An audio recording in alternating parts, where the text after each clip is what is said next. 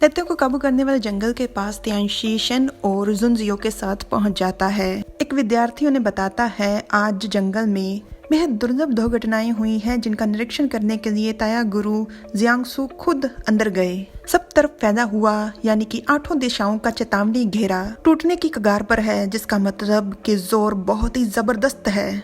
ताया गुरु से मेरा संपर्क टूट गया है, मैं उनसे बातचीत नहीं कर पा रहा हूँ। ये है यान यांग, ये आत्माओं को काबू करने की कला सीख रहा है। 8 दिशाओं के चेतावनी घेरे के 8 बिंदु हैं। इसने जंगल को चारों तरफ से घेरा हुआ है। अगर ये टूट गया तो दैत्यों को काबू करने वाला जंगल अपनी समर्था खो देगा और सारे दैत्य आजाद हो जाएंगे। हमारे सामने एक नक्शा है जिसमें लाल घेरे में दैत्यों को काबू करने वाला जंगल है और 8 दिशाओं के चेतावनी घेरे के बिंदु कुछ इस तरह के दिखते हैं। तेंची विद्यार्थियों के पास खड़ा था। विद्यार्थी आपस में बातें करते हुए कहते हैं, अब हम क्या करेंगे? महान युद्ध में जिंदा बचे हुए दैत्यों के अलावा इसमें बहुत ही पुरातन और शक्तिशाली दैत्य भी कैद हैं। दूसरा विद्यार्थी कहता है, एक बार अगर दैत्य तोड़ने में सफल हो गए तो दुनिया की हालत महामारी से भी ज्यादा बुरी हो जाएगी। सारा संसार एक बार फिर से अंधेरे में चला जाएगा। तेंची का ध्यान सबकी बातों की तरफ था। शेन कहता है, इस समय सबसे जरूरी मसला है जंगल में घुसकर जियांगसू को ढूंढना, उसके बाद ही हम कोई हल निकाल पाएंगे। यान यांग कहता है, मैं ताया गुरु का शिष्य हूँ, मुझे पता है कि जंगल में कैसे घुसते हैं। बाहर सब लोगों का मार्गदर्शन करने के लिए जरूरत है कि तुम यहीं पर रुको, मैं इस मसले को संभाल लूंगा। जुनजियो चिल्लाकर कहती है कि वो भी मदद करने के लिए चाचा गुरु के साथ जाना चाहती है।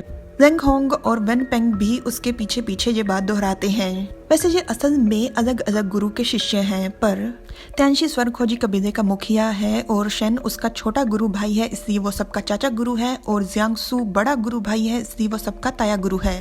पर असल में तेंची, लेन होंग, वेन पेंग ये त्यांशी के शिष्य हैं, जुनजियाओ शेन की और यान यांग जियांगसू का।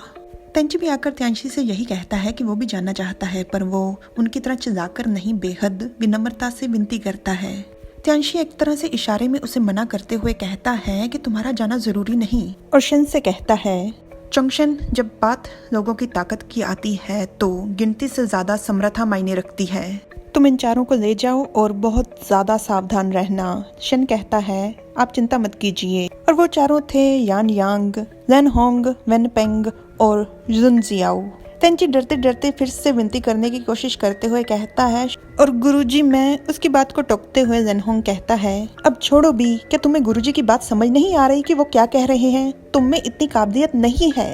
वेन पेंग कहता है, ये पागल हो गया है, इसे हर समय पड़ी रहती है कि ये आकर्षण का केंद्र बना रहे। वो तेंची को बातें सुनाकर शेन की तरफ चल पड़ते हैं और तेंची चुपचाप वहीं पर खड़ा रहता है, उन्हें कोई उत्तर नहीं देता।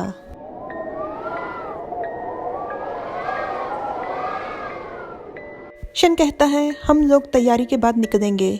पता नहीं कैसे, परंतु वूशन आ चुका है वहां पर। वो झाड़ियों में से खिसकता है और तेंची को तुरंत इस बात का एहसास हो जाता है। तेंची का नेटवर्क तो 4G से भी तेज है। वाओ!